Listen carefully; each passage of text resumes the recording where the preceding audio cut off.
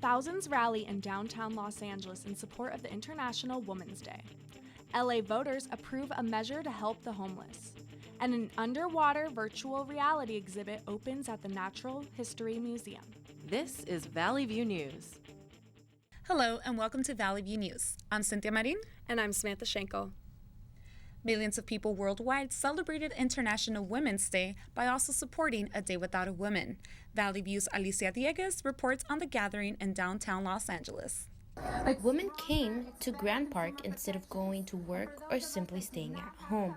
The gathering drew people of different ages, races, and gender.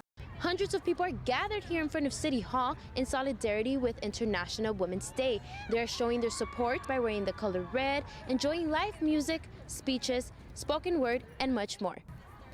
Red was the unifying color. Many got creative with their t-shirts and posters, and they came for various reasons. Everyone needs to just empower each other, so that's why I'm here today. I want to give a voice to the community, to the oppressed community, the LGBT community, especially women. That's what we're here for. So I want to use my voice to the best of my ability. I'm here to fight for my mother, who's an immigrant myself, as a black woman in this current country, and for every other person who doesn't have a voice outside of this country and all around the world. It makes no sense, like why any person on this planet should be treated differently than anyone else, especially with women, especially in our country too. Just the way women are treated compared to men, it's weird. It freaks me out. I'm here because just being a woman, it's hard in this world. And it shouldn't be anymore. It's 2017.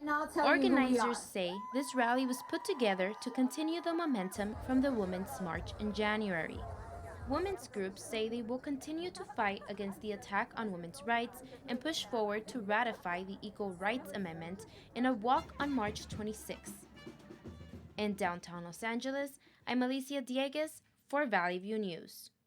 The Nonpartisan Congressional Budget Office says about 14 million people could be left without health insurance next year under the proposed GOP plan.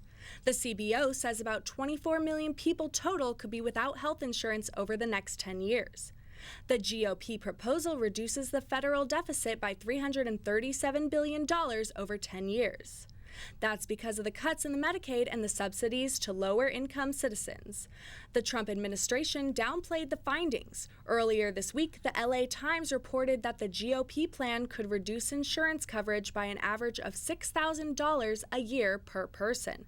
A group of environmental activists climbed a fence and crawled through a hill of cactus to vandalize Trump's National Golf Club in Rancho Palos Verdes. The anonymous group carved a message saying "No more tigers, no more woods," with 6-foot letters on the 5th hole green. The group says their anger about Trump's environmental policies. After multiple requests for comments, the golf course did not respond. Neither did the Trump headquarters in New York. The U.S. Attorney for the Southern District of New York, Preet Bharara, says the Trump administration fired him. U.S. Representative Elijah Cummings says that Trump does have the power to fire Bharara, but the decision seems confusing. The president has the opportunity and the right to fire U.S. attorneys. But I wondered, George, just not very long ago, the president was saying that he was going to keep the U.S. attorney there in New York.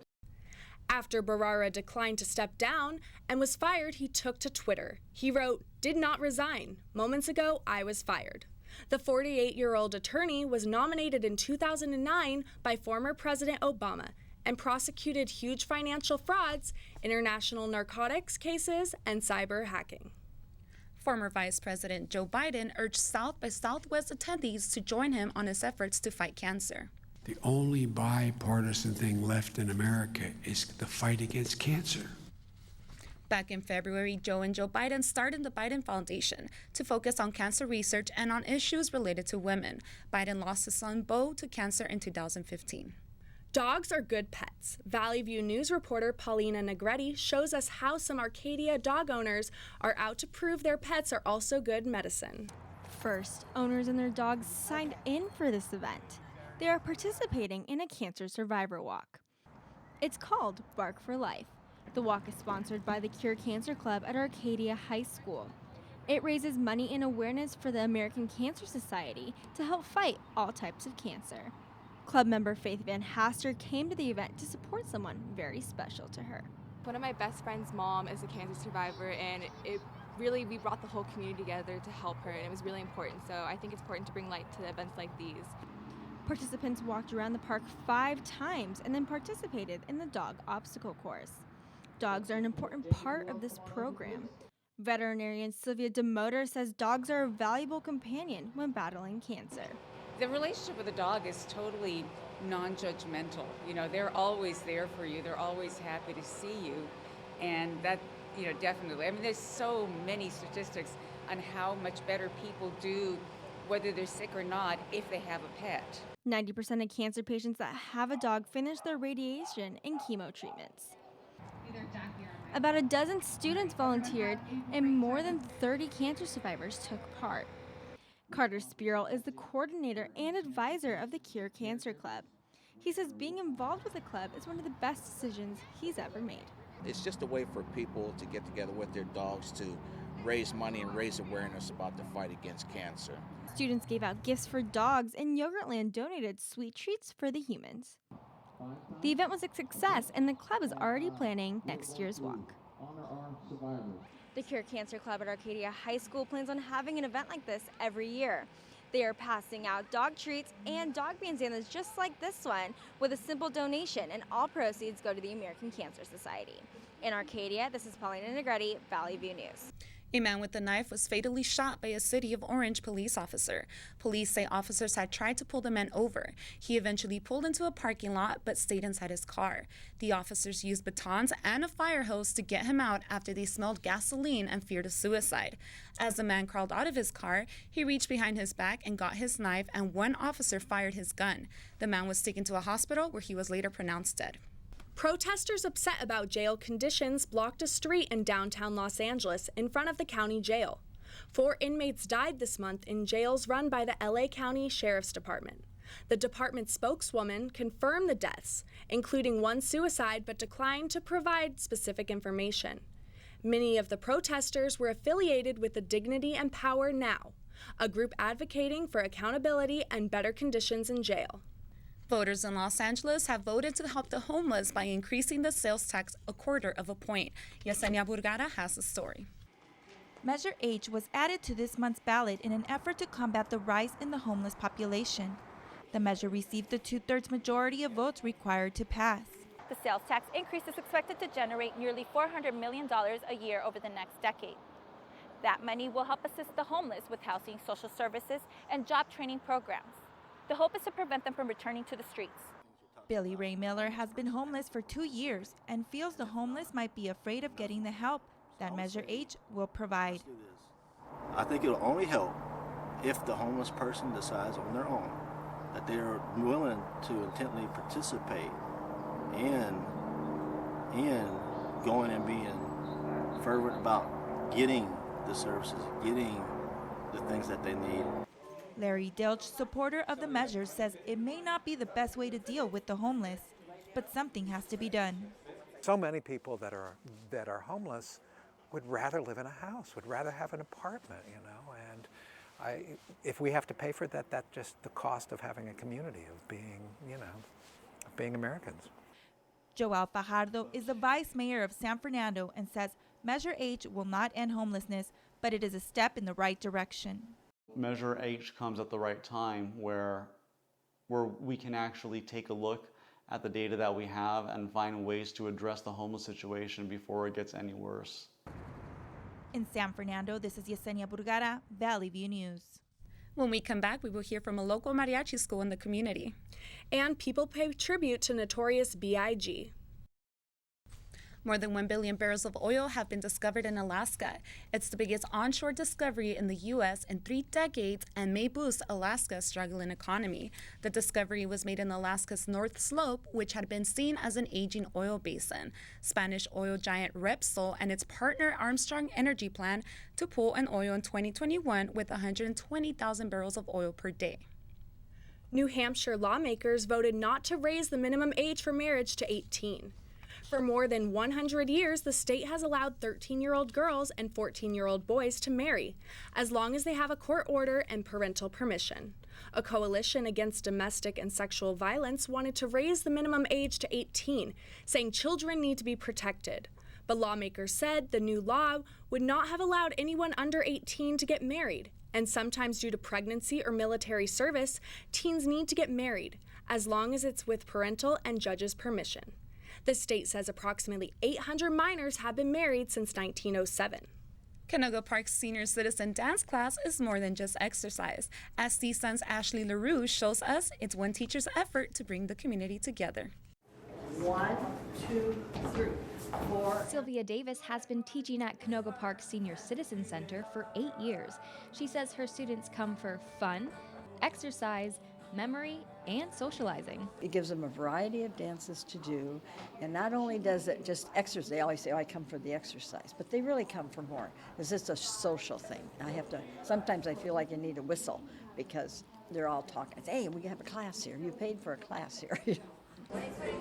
The dancers average in age from 60 to 80. Dancer Phyllis Steinbrenner is the veteran of the group. She's 91 years old. They learn a variety of dances, including line dancing, but one dancer says they need recognition. Renee Arts says she's disappointed that her doctor and other doctors don't recommend line dancing as an activity. To me, they should have line dancing because line dancing makes you physically active. You have to have balance. And you have to have a memory, even though the teacher might call the steps, you still have to remember what the various steps are. Like if they say a grapevine, you have to know what a grapevine is. The class runs for 2 hours, 1 to 3, but obviously there's some breaks in between. You're never too old to get on your feet. The Senior Citizen Line Dance meets here every Wednesday and Thursday. In Canoga Park with Valley View News, I'm Ashley LaRue. Now here is Yesenia Bagara with more entertainment. Thank you, Samantha. This month marked the 20th anniversary of the murder of New York native Christopher Wallace, better known as the Notorious B.I.G. During the commemoration of his death, a New York Democratic representative, Hakeem Jeffries, paid tribute to Biggie on the House floor. It was all a dream. I used to read Word Up magazine, Salt and Pepper and Heavy D up in the limousine, hanging pictures on my wall. Every Saturday, Rap Attack, Mr. Magic, Marley Marl. Biggie was murdered in Los Angeles. His murder remains unsolved. Music can hold a culture together. Valley View News reporter Cynthia Marin shows us a Pacoima program that shares the sound.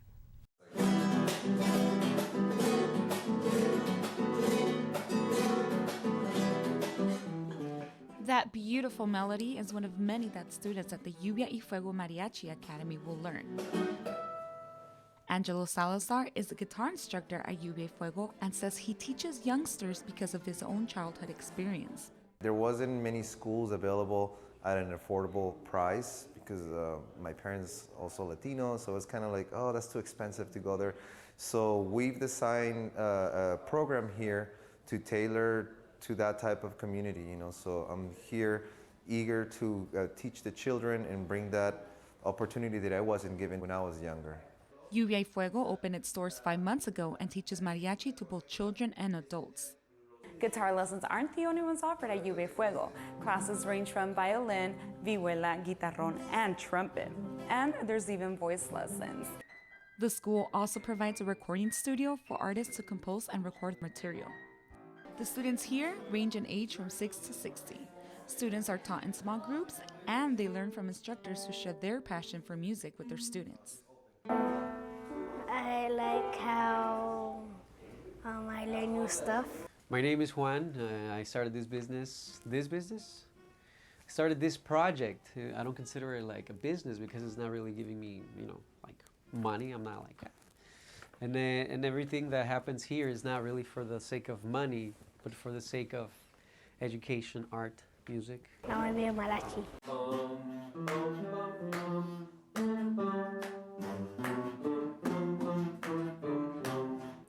Students pay $100 a month for the lessons, but that money also goes towards buying their own instruments. In Pacoima, I'm Cynthia Marin for Valley View News.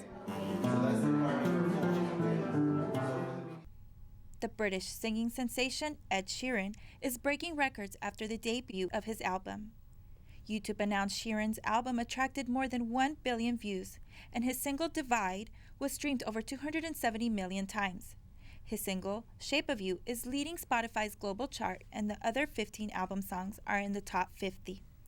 The popular series Game of Thrones has announced Sheeran will guest star in the upcoming season. He has also announced his upcoming tour and will be in LA in August. Miley Cyrus's dad, Billy Ray Cyrus, created some achy-breaky confusion for his daughter's fans. Billy Ray posted a picture of Miley on social media wearing a white lace dress with the caption, "I'm so happy if you are happy." Fans immediately believed that the Disney star had married boyfriend Liam Hemsworth. After reading the comments, Billy Ray posted the same photo but told fans that his daughter had not tied the knot. That is all for entertainment. Now back to you. More than 190 firefighters battled a massive blaze at a wholesale building in downtown Los Angeles.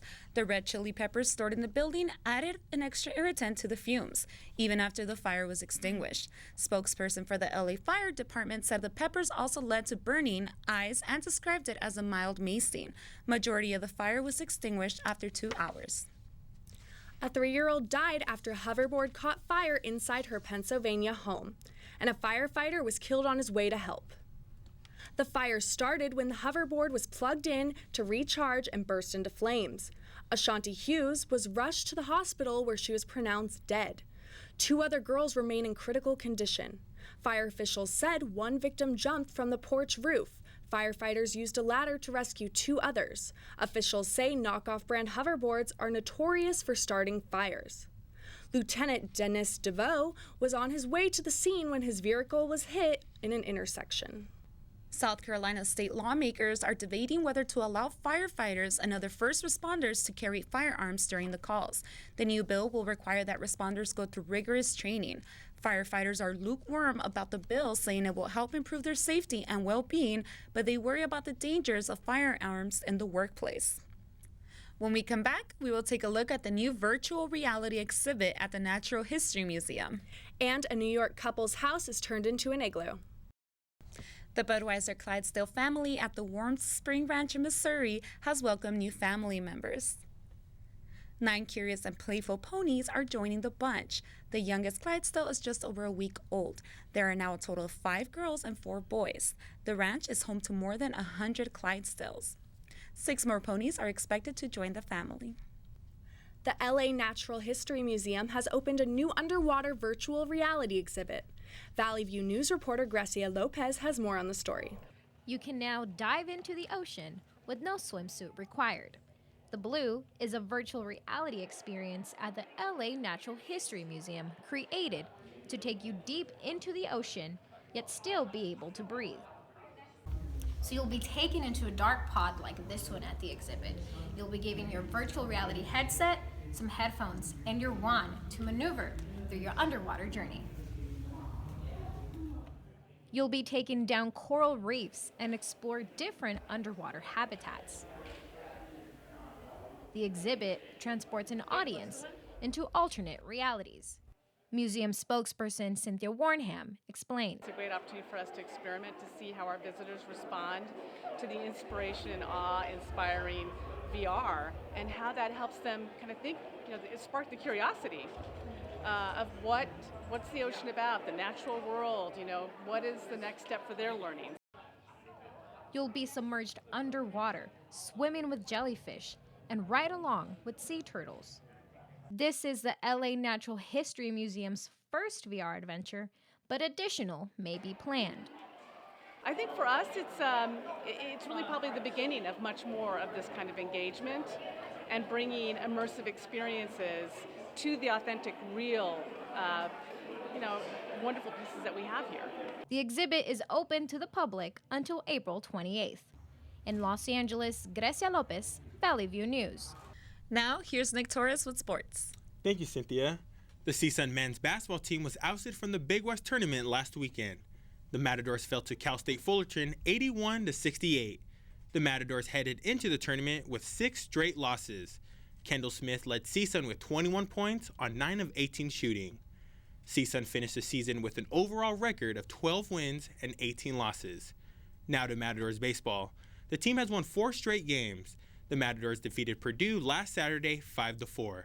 Starting pitcher Tay Vanderford hurled 7 2/3 innings with 7 strikeouts and 2 walks. He was credited with the win. Third baseman Nolan Bumstead led the offense with 2 RBIs. CSUN travels to Loyola Marymount for a game on Tuesday evening. The Galaxy lost 1-0 to the Portland Timbers last Sunday.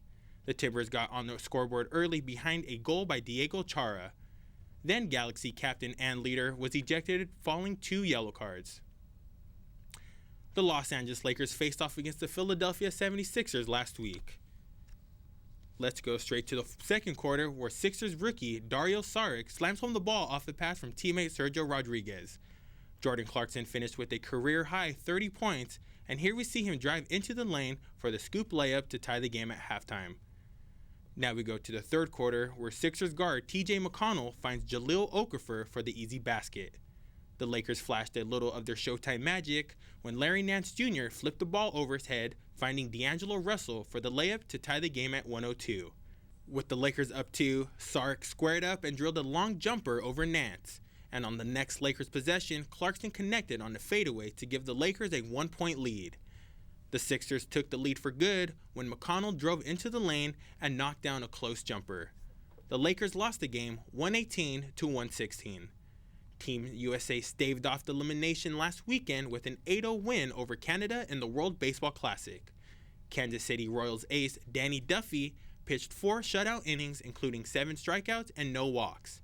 The Americans were led offensively by Nolan Arenado, who homered and drove in 3 runs. The win advanced the U.S. into the second round of the tournament, which is being played at San Diego's Petco Park.